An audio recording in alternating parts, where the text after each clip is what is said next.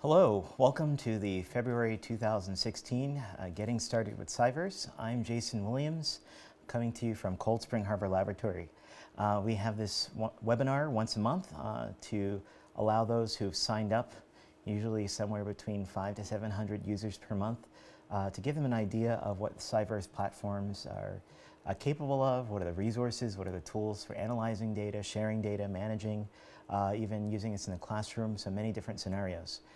So we'd like to welcome everyone, and over the next hour we'll be giving you a quick introduction to the history of the project, including, as I think many of you are aware, the name change, as this is the first webinar where we are officially branded as CyVerse, formerly iPlant Collaborative, and also get a chance to answer your questions. In fact, that's one of the most important activities of the webinar. Before I actually begin with the presentation, let me give you a little bit of an introduction to the Adobe Connect technology that we're using to present the webinar. Beneath me on the screen is an area for you to be able to ask questions. So any time off camera, I can go ahead and see any questions that you might have, so please feel free. This entire webinar will be broadcast on YouTube and published after. So if you're watching this on the YouTube version, you can go to the CyVerse website and use our user forum, which we'll talk about a little bit later. You can post any questions there and people will help you. Additionally, the video itself you can view at different resolutions. So above me on the screen, or I think it's actually on this side, there's some arrows, and you can actually enlarge the screen and make it full screen. This will be useful when I go into actually working on my computer and showing you things directly from the tools online, so you could see it with a little bit more clarity. If you're connecting from a device or location where you don't have the best internet connection, moving your mouse over the video will allow you to present it at a lower resolution so you have better bandwidth. On the sidebar, you can actually see a PDF, which is a copy of all the slides that I'm using. Feel free to download those and feel free to share those. Beneath those download links, there's also a place where you can visit some important places in the CyVerse websites. Finally, as I said, the entire recording will be available shortly thereafter, so if you miss anything, feel free to come back. We're always happy to answer your questions or give you a chance to review the material. So with that said, I'm going to go ahead and start my main presentation to give you a little bit of an introduction to the webinar and the history of CyVerse and what's available in terms of the tool set. At any time, please, I'm watching off camera, go ahead and send any questions your way. Okay, so getting started webinar. I want to first introduce you to the evolution of the project. First of all, our vision as a project is a certainly very broad one, and that's to transform science by making it possible to really do data-driven discovery. And the way that we do that, our mission, is to design, develop, deploy, and expand a cyber infrastructure for life science research, and also to train scientists in its use. So we really have a community of more than 30,000 users. We have petabytes of data, hundreds of publications, courses, and discoveries that are enabled by CyVerse. Just to give you a quick timeline, very brief of the project, we started in 2008 as iPlant Collaborative, first funding, and our mission was definitely empowering a new plant biology. As we continue to grow and evolve and have larger user communities with different goals, we were renewed in our funding, and iPlant Collaborative adopted the mission of bringing cyber infrastructure to all life science, and in fact that's part of what we do today. And then just this January we officially renamed to CyVerse, which has the new mission of transforming science through data-driven discovery. And I'll get into some of the reasons why our goals and our priorities have certainly become even larger than when we first started out. The very first thing I want to make mention of is that we are funded by the National Science Foundation. So we are your colleagues and your collaborators. It's not a business. We don't do this for any profit purpose. Our mission really is to support the user community of scientists. Thanks to NSF, it has all been made possible by about $100 million in investment. And what that means, I hope to everybody that's sort of thinking about this, is that when you're using CyVerse, you actually have the opportunity to use the parts of it that make sense for you. Take as much of that investment and reuse it. We don't guarantee that CyVerse is going to answer every single problem or every single solution that you might be looking for, but because there is so much invested, really can take advantage of that. The other thing that's important for our users is that this is freely available, and it doesn't matter with whether you have collaborators that are only within the US or you have collaborators abroad. We're really open to collaboration. That's the entire mission of what we're trying to do. Finally, I just want to point out this website, which is CyVerse.org, and acknowledge and cite.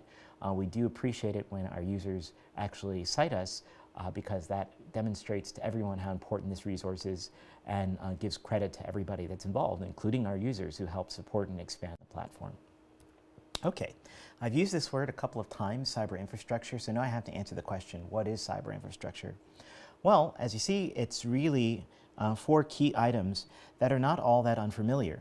Data storage, software, high-performance computing, and it's really important, maybe not always obvious, people. The thing that makes it a cyber infrastructure rather than disparate things is really that it's organized into systems that solve problems of size and scope that otherwise would not be solvable.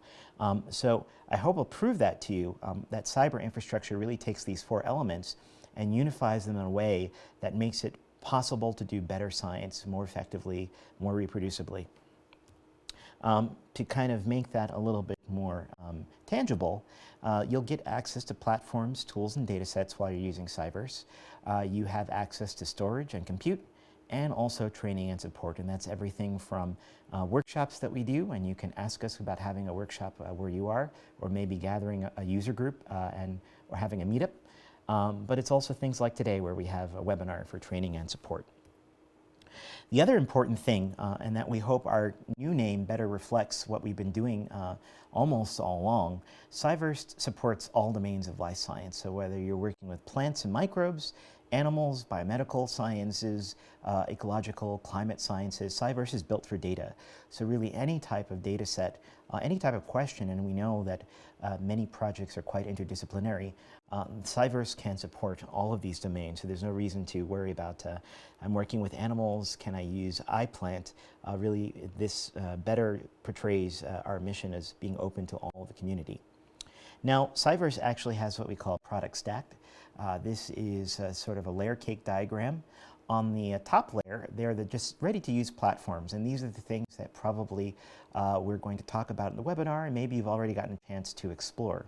Beneath things like Atmosphere, Discovery Environment, DNA Subway, are some services that are not always obvious, but that are crucial to actually making things work. If I'm doing work in one part of the platform, I can use Elasticsearch capabilities to find data sets that were created or modified in another area. The data store certainly allows me to store data and unifies all of these disparate platforms. Beneath one layer down are different components, which are part of how we actually get the work done. Everything from the OpenStack virtualization that runs the cloud to iRods, which actually manages the data store, and finally the capabilities of storage, high-performance computing. Now at some layer, almost all of these products are actually available to you as a user.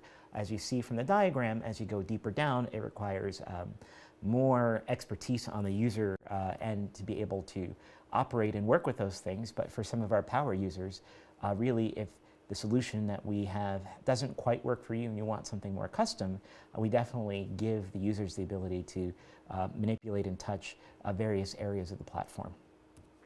Okay, another quick thing back to our history. How was CyVerse built? It's been a term that I think is not quite exhausted, but has certainly been used for a long time, the idea of big data. But one thing that maybe is not always obvious, but that we knew from the very beginning, is that it would require community and community input and feedback to actually determine how CyVerse would be built.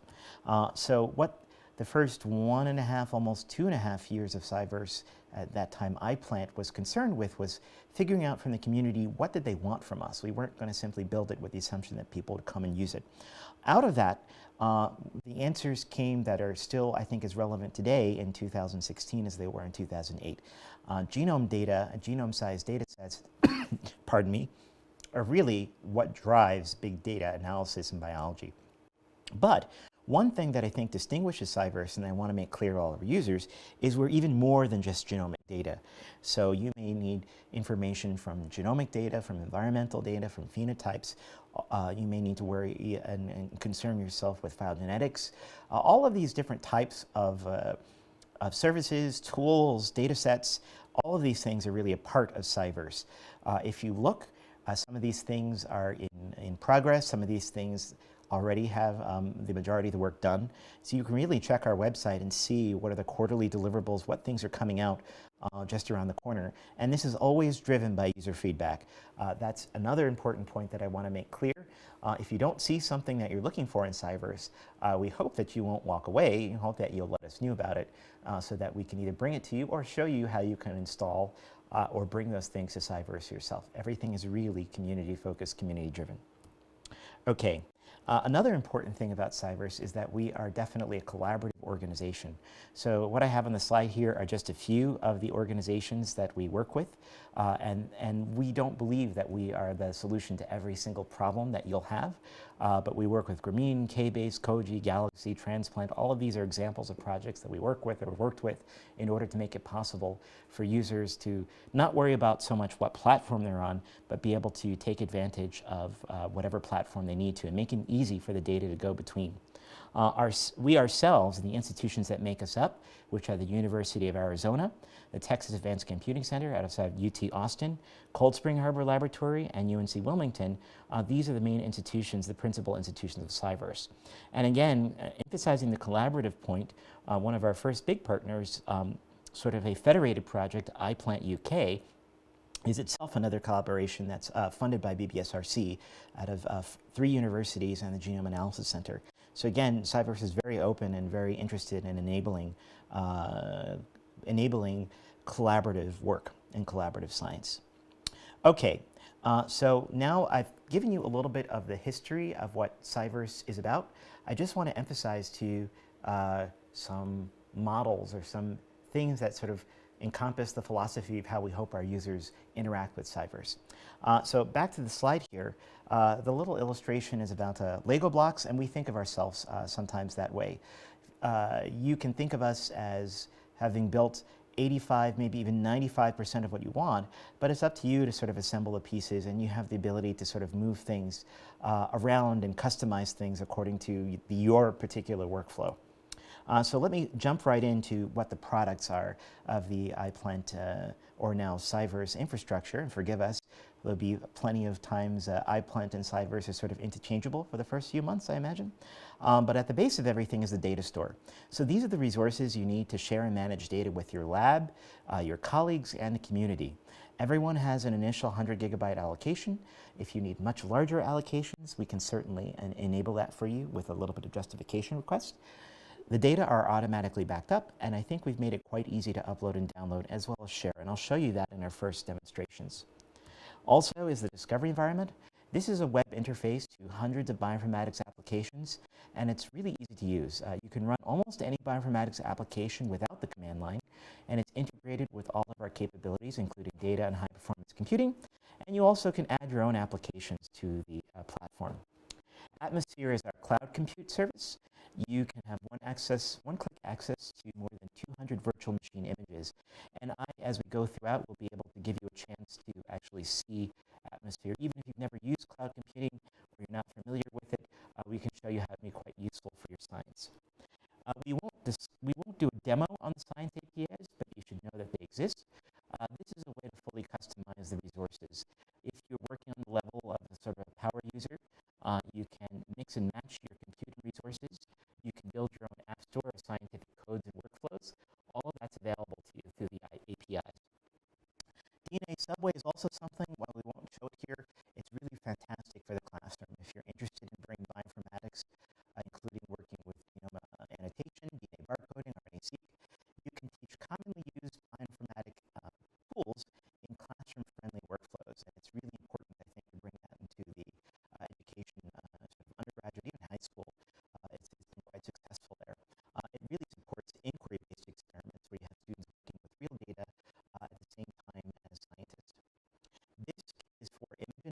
management and metadata.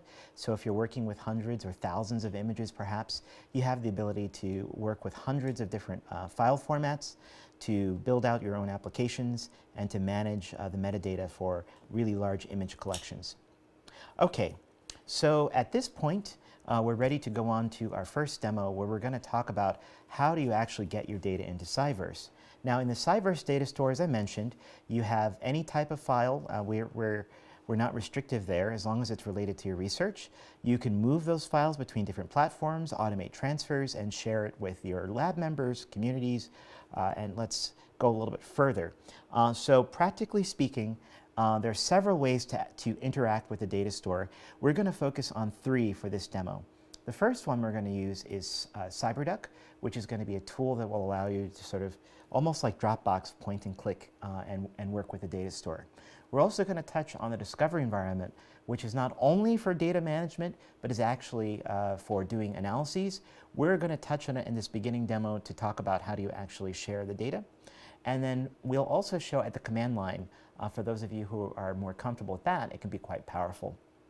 A quick recap of the different advantages and disadvantages. With the discovery environment, you can actually do upload and download for small files. You can work with files and folders. We don't recommend it for large transfers because the other tools are much more efficient and failure tolerant if you have a break in your internet connection. So there are some size and speed limitations. CyVerse.org is what we're going to focus on most. It's very easy to use, drag and drop, no size file limit, easy desktop functionality. There are some disadvantages. You can't control or work with metadata as you could in the discovery environment. We might be able to touch upon that during the demo. Finally, iCommands is extremely flexible. At the command line, you can script against your data, whatever your routine is for transferring data back and forth across CyVerse. You just need to know a little bit about using the command line, but it's really not that hard to use.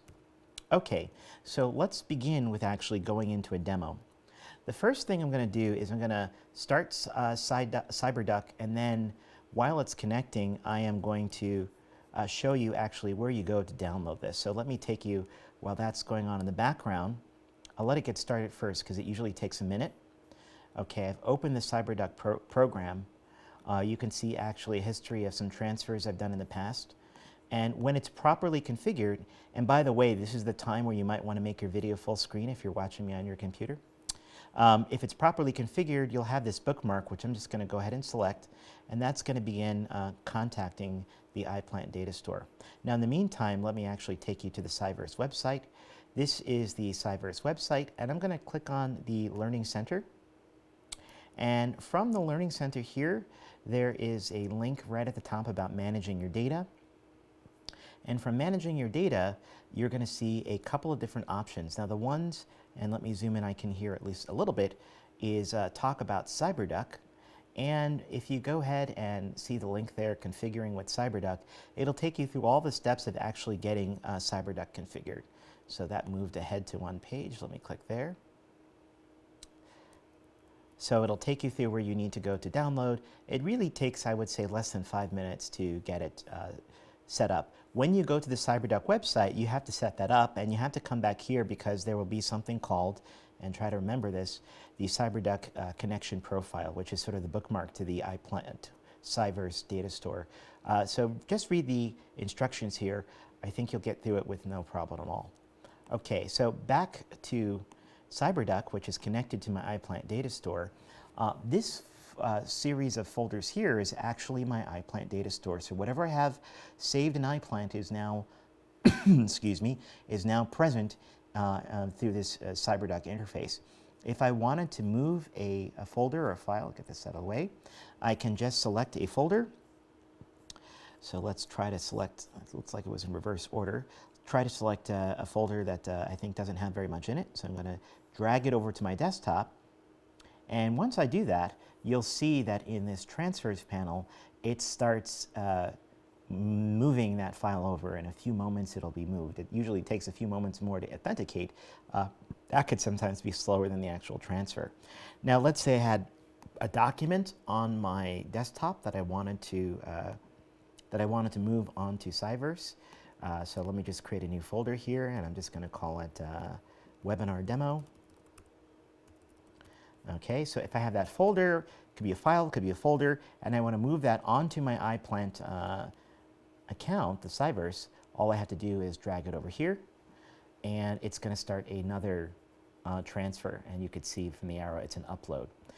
Now, although I'm doing it with things that are quite small, I just want you to take in mind that if you have, we've tested this with things that are upwards of 100 gigabytes, and it works quite well. We would expect, and I don't know if I have this in the slides, a transfer of 100 gigabytes on an optimum connection to take around 30 minutes. So you should be able to move data in and off very quickly. That's really all that there is to CyberDuck. Once you set it up, it's literally just dragging and dropping as you would with Dropbox or any other sort of service on the cloud. Okay, but the next thing I need to cover according to the demo is the command line. So let me show you that. But I'll first take you, let's go back here. We were on the website just a moment ago. All right, we had chosen from this manual, managing data. The next link there is something called iCommand. So you'll want to, again, go on the wiki, and from the wiki you'll see a whole series of instructions about downloading iCommands. This assumes a little bit of familiarity with working with command lines. When you first start iCommands, you'll need to follow these instructions because it's going to ask you a couple of account questions to configure. Once you have that, you can actually open a terminal. And I'll mention that I'm going to open one here that looks a little bit easier to read on your screen, I hope. I'll mention that the iCommands works on Mac and Linux. There is not a working, unfortunately, version for Windows, so we would refer you to CyberDuck. Once I am connected, I can log in with the initiate command. It'll ask me my CyVerse password. Okay, nothing happened, which means it was successful. And then instead of ls, which would list the contents of my current working directory, and ILS will list the contents of my CyVerse data store. And then I see all of the files and folders. Okay, if I wanted to move a file or a folder, let's see one, I don't know what's in it. I'm going to do an iGet against, let's choose something I think might be small. I wonder what's in test data. I'm going to do that to my desktop. I'm also going to just add some options that are described in the tutorial to see the progress and to be verbose. Okay, and you can see on my desktop here, it created a folder, and then in a few moments, depending on what's on there, let's see, ooh, yep, I forgot, it's a folder, need to have a recursive download. It would start downloading those files and folders if I have everything. There we go. Okay, so it's, and unfortunately this one has 183 files it looks like, so I'm probably going to stop that with a Control-C. Okay, but you get the idea. So essentially for moving files and folders off and on your computer, use CyberDuck if you are more comfortable with the graphical interface, and then use iCommands if you prefer to do things at the command line, write scripts, do whatever you'd like to automate that. It's quite efficient. All of those things are described pretty well in the documentation. I'll also remind you, if you're watching, please at any time send me any questions. Haven't gotten anything yet, so assume that you are okay with what we've done so far, but feel free at any time to pass me those questions, and I'll be more than happy to answer them. So there's one more thing about data that I need to show, which is actually how do you transfer or rather share data between different people, either outside or within CyVerse. So let's take a look. Okay, so I'm going to go back to the CyVerse homepage. And from the CyVerse homepage, there are a number of different platforms that you can access. And so I'm going to click on this first one that says Discovery Environment. Okay, so from the Discovery Environment, there's a little bit of overview, and there's also a link right here that says Launch the DE, so I'm going to click on that one. And you should be at something that looks like this. Okay, so I'm going to go ahead and click Login, and then I'm going to log in with my CyVerse username and password.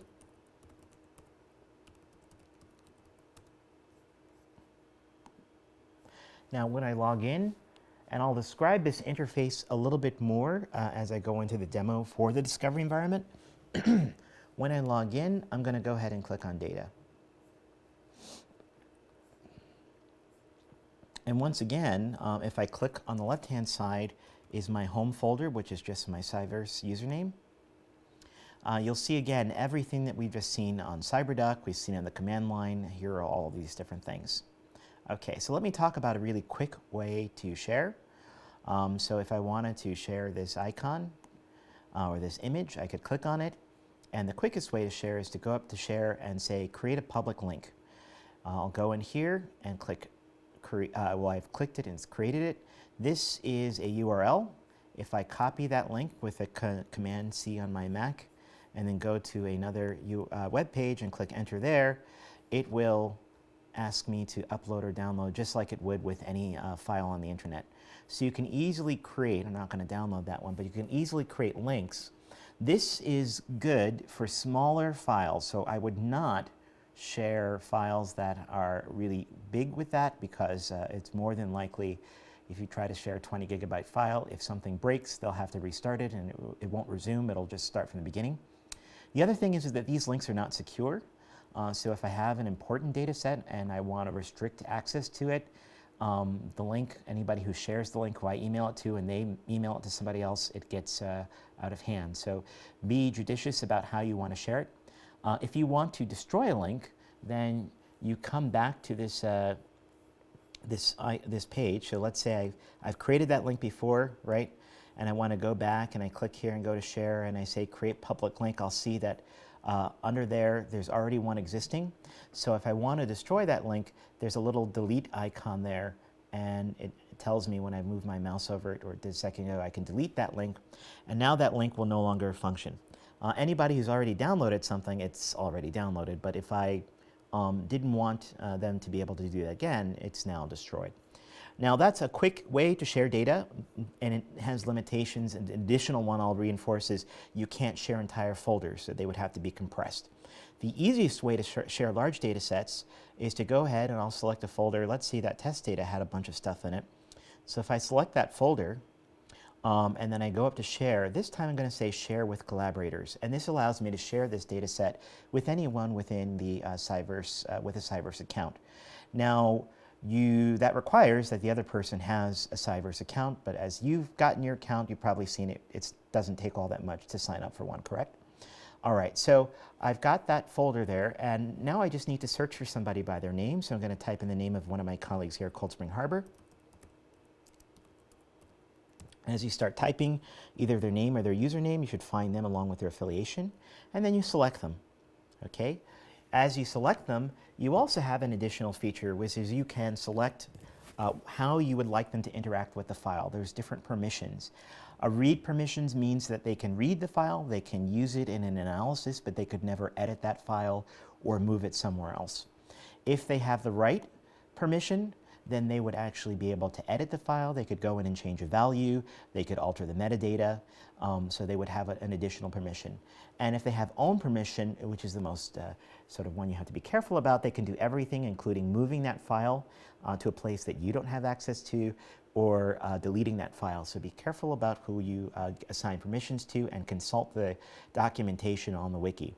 Now, if I were to click Done, I would get a notification that this is being shared, and my colleague would get a notification the next time he logs in that something has been shared with him.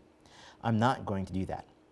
I'm going to skip ahead, so mentally imagine I've already shared this. If I open this folder again, his name would be there, and if I want to revoke permission at any time in the future, I can just click that X, and now if he had permissions, they would be revoked. Okay, I'm going to click Cancel, because that's essentially sharing.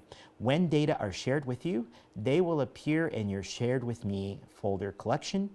If you are following along or taking a look at this, the Shared With Me will also contain many other files and folders, because there's some things that are shared by few people with everybody. So don't be too concerned about that. Some of the other options, which I won't have time to go into explicit detail here, let me just quickly run over them. In the discovery environment, as far as data, I can upload and download, so there are some options here. If I have a URL and I want to paste in a URL, I can also import data that way. From file, I can create new folders. I can create some text documents. If you're interested, if you're working with sequence data and you want to submit things to the SRA, there's a webinar coming up soon, but go ahead and check on our events. I'm going to pause for a second because I have a question from Lori, who asks, does the read share allow the person to save their computer?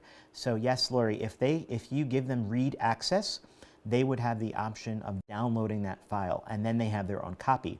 Now, they would then have to upload it back into iPlant if they were going to share it in a different way. But yes, if somebody has read permission, they can also download their own copy and then edit it. One of the things that you'll find you can't do in the discovery environment by design is it's actually rather difficult to, and you can't in the discovery environment, as far as I know, copy files. And we do that so that people have one copy of data. It's important for several reasons to have one copy and share the copy rather than people having several versions which you don't know if they're the same or different.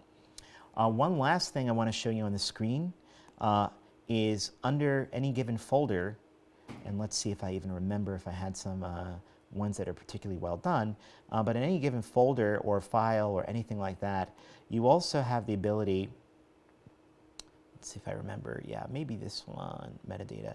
You also have the ability to take files and also associate metadata with them. This is a fantastic topic that I won't have time to go into, but I just have this little test file, and if I go up to edit, and you can do this for files or folders, and then say metadata and edit the metadata, I could actually see that for any given file, I can assign my own metadata to this file. So for example, if I wanted to say experimenter, and then the value was JSON, I can start building collections of metadata against this file. At a certain point when you do bioinformatics, you can't name every single file according to what it actually is. You may want to say a lot more in your description about the file than what is actually possible in a file name.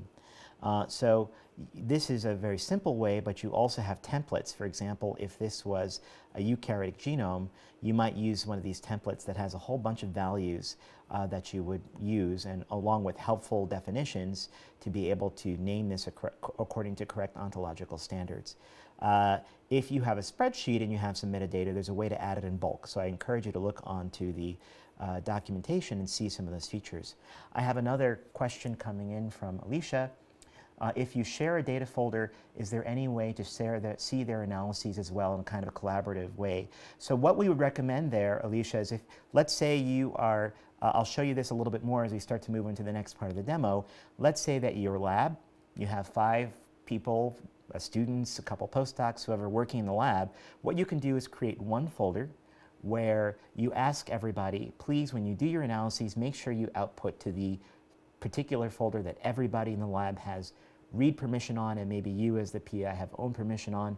Then yes, you can actually create a way where everybody's analyses are always going to a common place that everybody can see them and work for them.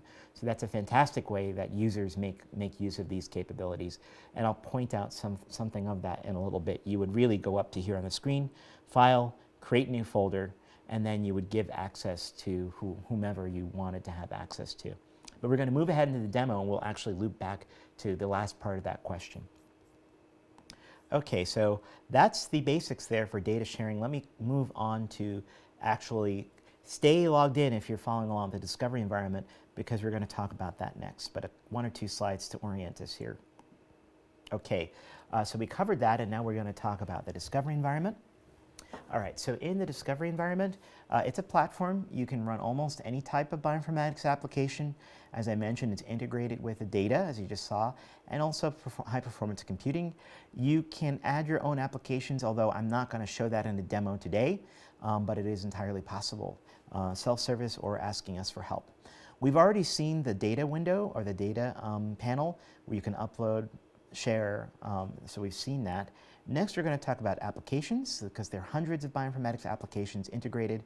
You can build workflows, although we won't have time to show that there. And you can also modify or integrate new applications. We're just going to focus on running an app so that you get the idea of how that works. We'll also touch on the analyses folder, because that's how you monitor the status of a job, cancel or relaunch jobs, or get a detailed job history. Okay, so in this demo, we're going to do something really simple. we're going to take some unaligned DNA sequences that are in FASTA format, and we're going to create a multiple sequence alignment. We're going to view that in the data store. We're going to use an app called Muscle, and then we're also going to monitor the job progress and view the results. Okay, so here I am in the discovery environment. And again, you know, if I go a little bit fast, don't worry too much because this is all recorded. If I go back in the data window, under community data, in fact, I should have actually gone under favorites because it's in community data. In my favorites, and you can actually favorite data files that you're going to be using quite a bit, there's something called DE Walkthrough. And there is in this particular folder just some DNA sequences. This first one called DE sample plan. So it's just some unaligned sequences in FASTA format, nothing too special. But I just want to show you the before and the after, so I wanted to show you how it looks. Okay, here it is. Okay. All right, so if I want to use a program to create a multiple alignment from that, I'm actually going to go ahead and click on the Apps menu. Make that a little bit bigger here. And I'll point out some features. All right, so in the Apps menu on the left-hand side, you can see under Public Applications, there are more than almost 400 applications that you can use. You can go up to the top and search. I'm going to search for the one called Muscle. And when you search for an application, you're going to get some results. When you get the results back, it may or may not be clear of the version number. You may have some questions about what the app is. So you can actually click on the little I info button, and it will give you a little bit of history about what that app is. If there's a user manual, the tool information will tell details about where it is located in an R resource, the version of it, etc. There may or may not be a rating, which community members are free. I would, you know, if I saw something was constantly rated a 1, I'd be concerned, but in general, you know, some people rate them, some people leave comments, etc. If you like an app and you're going to use it, you could click on it and make it a favorite, and it would always be in your favorite apps. You wouldn't have to search for it. But to actually use an application, you click on the name of the application. So I'm going to click on the name and it opens a new window. The new window is open, so I'm just going to minimize this older window and focus on this for a moment. So every single application in the discovery environment looks something like this, where you have a series of menus that are, you know, expandable by these buttons on the side. In the first menu, you can leave some comments, and I encourage you always, even if it's just a demo. And here is related to the question we had before. I can select where the results of that output, where the analysis is going to go when it's finished. So here, when you click that Browse button is where you would go and actually select a folder that you've given everyone who you want to share the results with permission to see. So they'd automatically be able to see that. All right, so this, I'm not going to change any of these defaults. I'm just going to move to the next section of the application. I can see they're in red with an asterisk, so they're required. I'm going to click the first one. The first one says I need to give it some data, so I'm going to go ahead and click Browse. It's going to open up to the last place that I was, which is not quite where I want to be. I want to be up here somewhere, so I want to be in this one, DE Walkthrough, and that DE sample plan. So I'm going to select that and say OK. This app has only one other option. I need to tell it what type of sequence, which we saw is DNA. Once I've gone through the entire panel of requirements there, I click Launch Analysis. And on the top of the screen, I'm going to get a notification that my analysis has been launched. Okay. While that's running, on the right-hand side, some menus. The first one is notifications, so I can see a history of my notifications. I'm going to mark them all as red. Thank you. Don't need that. Under the person icon, there's some preferences. I could make that output folder a default something else. There are a couple of shortcut keys. I'm going to get an email when my app has finished. If I don't like that, I can turn that off. And then there's also a link to our user form where you need help. So if I click on that, it's going to open the user form, which is, might as well point that out. You can ask questions at any time, see if questions have already been answered. That is really the place to go for support. Okay, back to the Discovery environment, I'm going to click on my Analyses folder, and this shows me the status of what's going on. And it's also a history, so it's like a little bit of a lab notebook there. All right, so I can see that my muscle job is running, and I can see some other jobs that I've run in the past. If I click on a job and go up to Analyses and click View Parameters, I can actually see all of the selections I made, all the parameters. I have links that go directly to the files I use, so it really is a very detailed history. I don't have to guess at what I've done. I could save this as a text file, and that would be sort of the metadata for a particular analysis.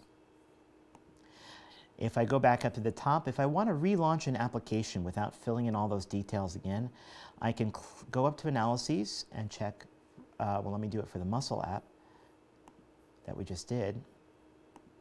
I could go up to Analyses and click Relaunch, and it would open the app, but this time it would already be pre-populated with everything. So if I made a mistake, rather than doing a lot of pointing and clicking for an app, for example, that might be much larger, I can go back and make those modifications. Okay. I got a notification that this is finished. As you see, it still says running here. When I have it open and something changes, it may not refresh, so just click Refresh. And once it refreshes, you'll see that the new status is there. Now, to actually see the results, I click on the name of the app there, which is the actual job, and it will take me to the actual output and the results in the discovery environment in the CyVerse data store. There are my results. I can click on any one of them to take a look.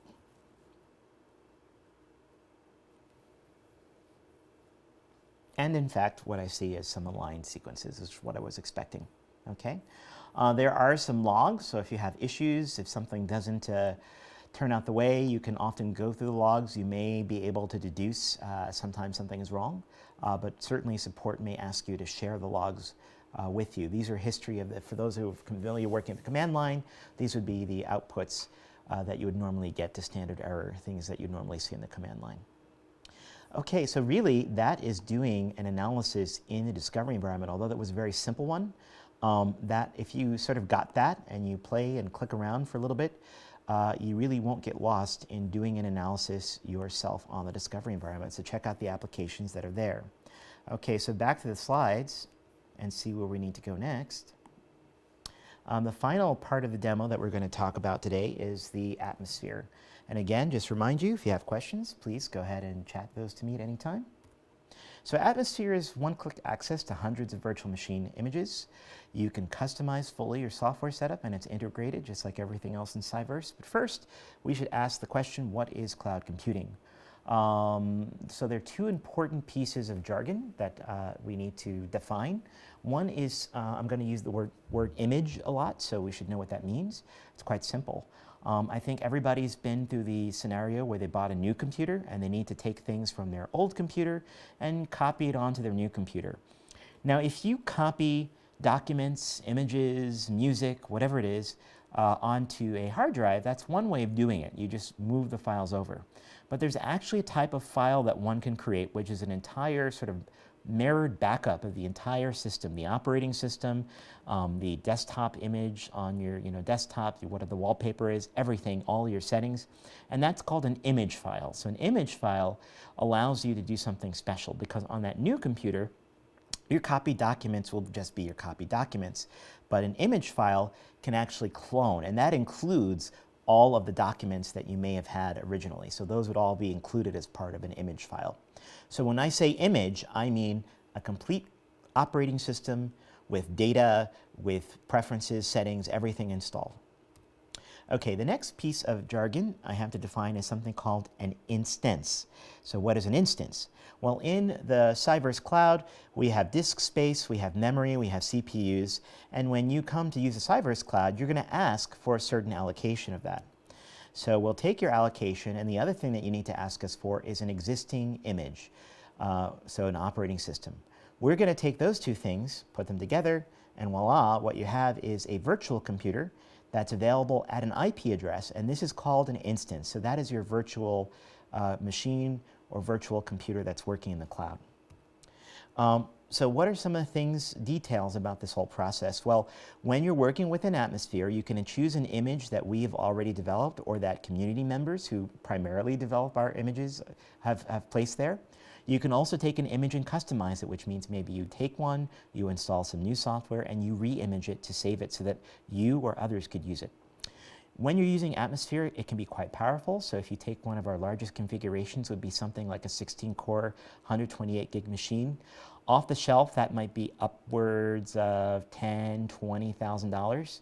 So the point of Atmosphere is that you can take the equivalent of your laptop or a really nice server, spin it up, use it for the couple days that you need it, and then terminate it when you don't need it, rather than actually buying a system that's just going to sit there and depreciate. You can access this on the command line. You can access through a graphical interface for those images that have desktops through a program called VNC. And as I said, you can share things with selected users, yourself included, or you can make them entirely open and public. What are some of the things you might use this for? Well, you could run software and data analyses that you normally would just run on your laptop, and it takes a lot of time, and your computer runs slowly while you're running them. You can move those to Atmosphere. If you have programs that you use to analyze your data and they have a graphical component, like let's say you're working with RStudio, or you have another software and it has some type of graphical component, those won't work natively in the Discovery environment, so use Atmosphere. If you've ever waited for an administrator to give you permission to install something, or you didn't have sufficient access, with Atmosphere, all of the instances, you have complete administrative access, sudo access. You are in a scenario where you're teaching and you need 20 computers that all have a setup, a workflow installed, use Atmosphere for your lab. And if you're writing software scripts, you have a pipeline, again, make it available to the community using Atmosphere. So we're going to do a demo, which is essentially how do you launch an Atmosphere instance and connect to one. I will mention that when you come to the CyVerse website, and let's go back to the beginning, you do not automatically have access to Atmosphere. You need to request access. So where you go to sign up will take you to this user portal. I'm going to go ahead and log in. And when you log in, and I'm probably already logged in, I already have access to Atmosphere, so it's already under My Services. If I didn't have access, it would be at the bottom under Available Services. So you have to fill that out first, and they'll approve your request usually within 24 hours. You must have a .edu, .org, or .gov email address when you're registering. I'm going to go ahead and click Go to Atmosphere since I'm already logged in. Okay, this is Atmosphere. I'm viewing the new user interface. There's a switch at the toggle at the top if you weren't viewing it, if it looked different than when I did. I have a dashboard that tells me, what am I using right now in terms of my allocation? Do I have instances running? I could see a history of things that I've launched. I could see what other people are doing. As you can see, it's quite active. People are imaging all the time. I'm going to go ahead and click Launch New Instance. Okay, when I click Launch New Instance, it's going to ask me to select. Now, if I was interested, let's say, for example, in RNA-seq, I would see anything that people have contributed that has some type of tag or description of RNA-seq. And these are all Linux machines where people have installed software, they have things running, or they have things imaged, and however they installed it. This search is taking, oh, well, as soon as I stopped it, it came back up. You can see they have various descriptions, some of them really complete. Very often they have the tools. So you could search for anything and see if it's interest to you, does it have the software that you'd like to use installed on it, okay? Let's say I wanted to launch this microRNA discovery image. I click on that one. Okay, and I see some details, and I'll say, oh, let's go ahead and launch that one. And I give it a name, my mRNA instance. This will be on the cloud by default. You can read the documentation to understand if you have a question there. I'm going to click Continue. The next thing is I'll be asked to select what size. Now, important caveat, just because the size is available here doesn't mean that when you launch it, we'll actually have capacity in the cloud, so you have to be cognizant of that. I'm just going to choose a tiny one. Also, you could see that I get a certain number of CPUs and gigabytes of MEM that I could use at any one time. If I need more resources than that, I need to click on that link and get support. Now, Atmosphere works in projects where you can assemble different instances, images, also volumes. If I wanted to create a new project, I could go ahead and call this one miRNA demo and say create. Now everything that I do with that project will be there. And if I was ready, I could go ahead and click Launch Instance and it would launch. I am not going to do that because I already have something that started. So I'm going to go up to the top where it says My Projects. And in Demo, I can see I have an instance that is already active. When an instance is active, it has a green status and has an IP address, and I can connect to it. So I'm going to go ahead and use a program called VNC Viewer. And this is mentioned on the slides. I probably didn't get to that slide. And what I need is the IP address. So I'm just going to copy that and paste that there with :1 as it tells me to do, and click Connect. It's going to ask me, do I want to continue? I'll say yes. I'll enter my CyVerse username and password. And now I'm viewing the desktop of an entirely virtual machine, an instance that's there for me. It did not exist 20 minutes ago or 2 hours ago whenever I launched this. I can launch an RStudio session and start analyzing data using R. I'm going to close that because I'm not actually going to do that. I could browse the web from it. I could do anything that I would normally do on a computer. So it's really a completely flexible computing setup. The other way to connect to this is through the command line. So if I open up a new terminal, I'll get one that's a little bit easier to see.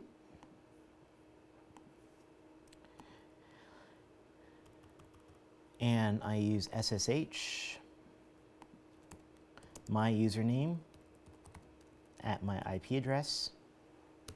Now I believe that's it. I can say yes, I want to keep connecting. Enter my CyVerse password. And now I'm connected to that machine. If I wanted to, I could make a new directory on the desktop.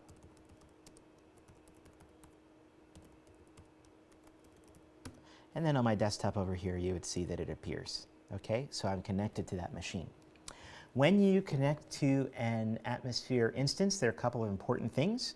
One important thing is that any data that you had in your iPlant data store is not automatically just somehow sucked in. That would not work because how would it know what data sets you want to actually work with? So the very first thing when you connect an Atmosphere instance is that you will pull in the data. You can use CyVerse.org, you can use iCommands. There's another program we didn't discuss called iDrop, which is installed. So you can use any of those methods. The other thing is, and it's not 100% advanced, but it's in the documentation, is you can create a volume, which is something along the lines of a virtual hard drive that you can just plug into your instance at will and mount it, and then you don't have to do that type of transfer. Okay, so back to the screen for something really important, which is what do you do when you're done? Okay, so let's say I've analyzed some data, I've connected, I could share my desktop with somebody else, let them see it, so many great things. But once I'm done, I go back to Atmosphere and then I need to terminate this. The reason being, one of them is that I am using my allocation up.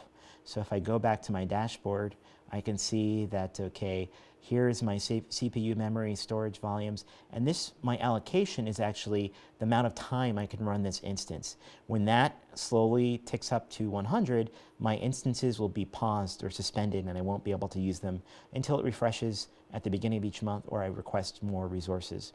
But let's say that I'm totally done. I'll go back to my instance, which is under Project and Demo. I'll select that instance and I'll terminate it. By the way, I'll mention, since I didn't cover here, from here I could also go ahead and do certain things. I can delete it. Well, I'm going to delete it. I can reboot an instance if I'm having problems, or I could stop or suspend that instance if I had problems. But I'm just going to go ahead and have it selected. I'm going to go ahead and delete that instance. It's going to warn me, very, very important.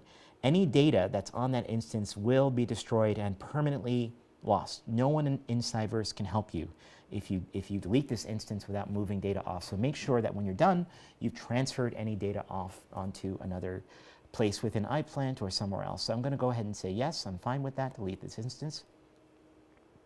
And in a few moments, it will go to the deletion state, and then I'll have my CPUs and my RAM back to use. I will, of course, not get a refreshment of my allocation until I request it or until it renews at the beginning of the month. Okay, so that was a quick introduction to Atmosphere. This machine is going to disconnect because in a few seconds it would have realized that it's nothing there.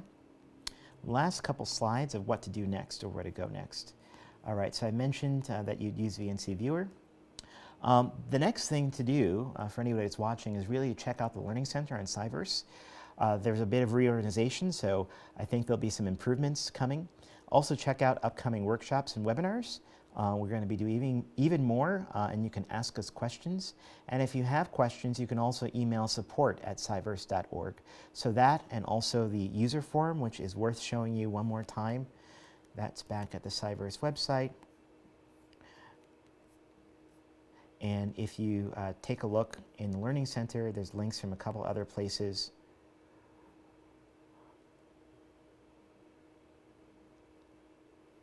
These are lists of the tutorials and things that you may want to take a look at it. There's an FAQ, and if you go to that ask.iplant user forum, here's where you can ask questions about anything that you may be having an issue with. So the final slide is just to acknowledge the entire project team. This is really just the executive team that's here, but they're across all of those three centers, and it's really dozens of people who've made CyVerse what it is today. So at this point, it's actually been an hour, and we thank you for joining us for this hour. I'm going to stay on.